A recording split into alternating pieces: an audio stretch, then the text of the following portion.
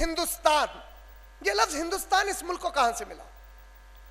इसकी जो ये बाउंड्री है आज, जो आप कश्मीर से कन्याकुमारी और वेस्ट बंगाल, आसाम वगैरह से उधर की रियासतों से लेके पूरा गुजरात, राजस्थान, इधर की रियासतों तक, ये जो पूरी बाउंड्री है 1947 के बाद, क्या ये नाम हिंदुस्तान इसको तब मिला या इसके पहले 1947 से पहले जब पाकिस्तान, बांग्लादेश और हिंदुस्तान एक थे तब मिला? इसको नाम किसने दिया? तो पता चलेगा कि हमको जब किताबें पढ़ते हैं उससे मालूम होता है कि हिंद ये जो लफ्ज आया, दरअसल सिंध के पास एक दरिया बहती थी जिसका नाम है सिंधु दरिया। इसको इंग्लिश में कहते हैं Indus river, INDUS, Indus river. Indus river से वो बनी सिंधु से फारिस लोग, पर्शियन लोग, फारसी जुबान बात करने वाले जब यहां पर आए, उस दरिया के पास आए, वो दरिया के आसपास रहने वाले और दरिया के पार रहने वालों को इन्होंने सिंधु लोग कहकर पुकारना शुरू करा। वो सिंधु से बना हिंदू। और जिस जगह इंदु दरिया थी और उसके पार के लोग थे, उनको सिंधुस्तान के नाम से, सिंधुस्तानी के नाम से जाना लगा। भारत नाम कहां से आया? जो लोग महाभारत की कहानी पे बहुत ज्यादा मोहब्बत और एतकाद रखते हैं, चूंकि वो बहुत बड़ी कहानी जमीन पर हुई, उनके हिसाब से तारीखी एतबार से अल्लाह बेहतर जाने वो हुई या नहीं हुई, अगर हुई तो कहां हुई सिर्फ अल्लाह को मालूम है, लेकिन इनका एक जज्बाती उससे जो लगाव है, उनके हिसाब से उन्होंने ऐसा कहा है कि यहीं पर हुई है। तो इनकी बात को मानते हुए, for the sake of argument, अगर ये मान ले कि यहीं हुई, तो उस महाभारत से भारत बना इसका नाम, और इंडिया इंदु दरिया से वही इंडिया बन गया। और इस बात को समझने के लिए कि यहां के लोगों को हिंदू का लफ्ज मजहबी एतबार से कब से मिला और किसने दिया, अगर यह जानना है तो इसके ऊपर कई थ्योरीज हैं। इसकी एक मशहूर theory encyclopedia of religion and ethics, एक किताब है जो न्यूयॉर्क, अमेरिका के शहर न्यूयॉर्क में शाये हुई 1969 में, जिल्द नंबर 6 और उसकी सतर number 666, encyclopedia of religion and ethics, volume number 6, line number 666। इसमें यह कहा गया है कि जब मुसलमान इंदु दरिया को पार करके आए, तो पहली मर्तबा ये मुसलमानों ने इंदु दरिया के पार रहने वालों को हिंदू के नाम से पुकारा, या हिंदुस्तानी के नाम से पुकारा, या सिंधुस्तानी या सिंधु कहकर पुकारा, यानी इससे पहले यह नाम यहां पर नहीं बोला जाता था। इसी तरह अगर आप लोग पंडित जवाहरलाल नेहरू जी की किताब पढ़ेंगे, द डिस्कवरी ऑफ इंडिया, जो हमारे मुल्क के पहले वजीर आजम रहे आजादी के बाद, और वो खुद एक कश्मीरी ब्राह्मण थे, उन्होंने द डिस्कवरी ऑफ इंडिया की किताब, जो दिल्ली से 1983 की एडिशन है, उसमें पेज नंबर 73 और 74 पर उन्होंने लिखा कि हिंदू का लफ्ज मजहबी एतबार से 800 ईस्वी तक कभी भी इस्तेमाल नहीं हुआ। 800 ईस्वी के बाद यह पहली मर्तबा एक तांत्रिक किताब में मिलता है, और उसके बहुत बाद में लोगों ने इसको मजहबी रंग दे दिया। कौन कहते हैं ये? मौलाना आजाद नहीं बोले, पंडित जवाहरलाल नेहरू बोले डिस्कवरी ऑफ इंडिया में यह लफ्ज हिंदू मजहबी एतबार से किसी के भी लिए इस्तेमाल नहीं होता था। कब हुआ? जैसा अब 2018 है, ऐसा जब 801 ईस्वी, 802 ईस्वी बोलते थे ना, तो एक तांत्रिक बुक में वो नाम आया, लेकिन वो भी किसके लिए आया? इंदु दरिया के पार रहने वालों के लिए आया, मजहबी एतबार से नहीं आया था।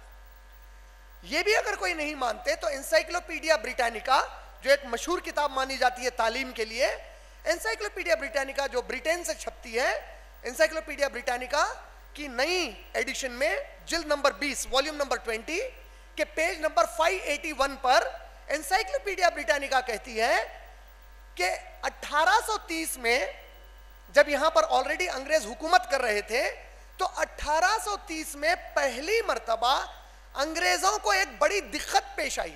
किस बात की दिक्कत पेश आई? क्या मुश्किल पेश आई इन लोगों को? तो आप लोग ताज्जुब करेंगे कि भगवत गीता और ऋग्वेदा के हिसाब से जितने लोग इंदु दरिया के पार रहते थे, ये इंदु दरिया के पार रहने वालों को 4 तबकात में बांटा गया। आज एक बात की डिबेट है जिसमें कई आज के लोग जो अपने आप को मजहबी एतबार से हिंदू कहते हैं, इनका कहना यह है कि ये जात पात में जो बांटा गया, दरअसल पेशे के हिसाब से बांटा गया, प्रोफेशन के हिसाब से बांटा गया, ना कि गिराने और बढ़ाने के लिए बांटा गया। बहरहाल जो भी हो, 4 तबकात में हिंदुस्तान की एक बड़ी आबादी को बांटा गया। कहा गया कि जो ब्राह्मण है वो ऊपर वाले ने अपने सर से पैदा किया। ब्रह्मा, ब्रह्मा संस्कृत में तर्जुमा है अरबी की सिफत अल्लाह की अल खालिक का। अरबी में अल्लाह ने कहा अल खालिक। सूरह मोमिनून सूरह नंबर 23 की आयत नंबर 14 पढ़ेंगे तो अल्लाह ने कहा फतबारकल्लाहु अहसनुल खालिकीन, बाबरकत है वो जात जिसने तुम सबको बेहतरीन पैदा किया। और अल खालिक अल्लाह की एक सिफत है। अल खालिक अल्लाह की जो सिफत है अरबी में, उसका अगर आप संस्कृत में तर्जुमा करेंगे अल खालिक का, तो संस्कृत में तर्जुमा होगा ब्रह्मा, इंग्लिश में तर्जुमा होगा क्रिएटर, द क्रिएटर या ब्रह्मा। तो ब्रह्मा से ब्राह्मण है। ब्राह्मण वो जिसको ब्रह्मा ने इस जमीन पर मजहबी काम करने के लिए पैदा किया, अपने मजहब को या भगवान के पूरे तालीमात को आम करने के लिए ब्राह्मण को सर से पैदा किया। हाथों से जो जात पैदा हुई वो क्षत्रिय है। क्षत्रिय का काम है कि ब्राह्मणों की रक्षा करें, यानी दीन का जो काम, मजहब, उनके जो मजहब का काम, उनके जो दीन का काम करते हैं, उन लोगों की हिफाजत करें और साथ में मजहब की भी हिफाजत करें। ये क्षत्रिय का काम है, जिसे हम लोग आज आमतौर पर अक्सर जो राजपूत लोग होते हैं वो क्षत्रिय ही होते हैं। साथ में तीसरा तबका था वैश्या। वैश्या कहते हैं वो तबके को जो जिरात करता है और खेतीबाड़ी करता है, यानी किसान वाला तबका। इनका काम था कि लोगों के लिए अनाज उगाए और लोगों को दे। चौथा तबका है शूद्रा। शूद्रा का काम है ब्राह्मण की, क्षत्रिय की और वैश्या की जमीन पर खिदमत करे, उसको पैदा ही इस काम के लिए किया गया है। ये 4 तबके, इसके अलावा वो तबका जिसे अछूत कहा जाता है, ये तबका हमारे इस मुल्क में मुसलमान आने से पहले, बहुत पहले से बसा हुआ था। कब से बसा हुआ था इंशाल्लाह वो तारीख मैं आप लोगों के सामने लाऊंगा, बहुत जल्द लाऊंगा इंशाल्लाह। तो यहां की पूरी आबादी जो भी हिंदुस्तान की, जिसको आप कहते हैं, अब मैं जब हिंदुस्तान कह रहा हूं, आजादी के पहले का हिंदुस्तान, उसमें पाकिस्तान भी आ गया, बांग्लादेश भी आ गया और आज का इंडिया भी आ गया। ये 4 तबकों में लोग बटे हुए थे।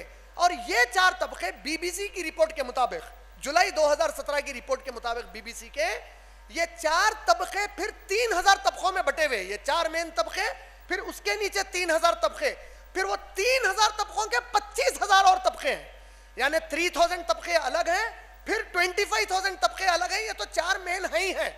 ये पूरी बात किस लिए बताया मैं मालूम? आपको याद है मैं एक जुमला बोला, अंग्रेज हुकूमत कर रहे थे तो अब उनको क्या नाम से पुकारे? ये 4 नाम तो समझ में आ गए, फिर 3000 नाम अलग याद रखना पड़ता, फिर 25000 नाम अलग याद रखना पड़ता। कैसे याद रखेंगे? नहीं रख सकते थे। तो एनसाइक्लोपीडिया ब्रिटानिका कहती है 1830 में, ये गौर से सुनिए आप लोग, क्योंकि आप लोगों का आज सामना एक ऐसी कौम से है जो आपके मजहब के नाम पर आपको गिराती है, दीन को पूरे नहीं। आज इत्तेफाक से मीडिया में जिसकी बोलचाल चल रही ज्यादा, आज जो यहां पर छाए हुए हैं और डंके की चोट पर अपने शैतानी अजायम को ऐलान कर रहे हैं, मुसलमानों को डराने की कोशिश कर रहे हैं, और वो हिंदू हजरात, वो हिंदू भाई बहन, वो दूसरे गैर मुस्लिम भाई बहन जो चाहते हैं कि इस जमीन पर अमन अमान रहे, और इस किस्म की फाशिस्ट, फेशिस्ट, रेशिस्ट, यानी कि तबकात में बांटने वाले, दूसरों को गिराने वाले, दूसरों से नफरत करने वाले ज्यादा ना फैले, ये वो लोग हैं जो इनसे भी नफरत करते हैं, अगरचे कि उन्हीं की कौम के हैं। तो ऐसे हालात में आप लोगों के लिए सच्ची बात, हक वाली बात जानना और दूसरे को पहुंचाना फर्ज है एक मुसलमान होने के नाते। तो ये बात जहन में रखते हुए, तो 1830 में एनसाइक्लोपीडिया ब्रिटानिका कहती है कि अंग्रेजों को एक मुश्किल पेश आई कि कितने नाम देकर इन लोगों को पुकारें, तो इन्होंने पहली मर्तबा हिंदू का नाम या हिंदुस्तानी का नाम दिया। ये एनसाइक्लोपीडिया ब्रिटानिका कहती है।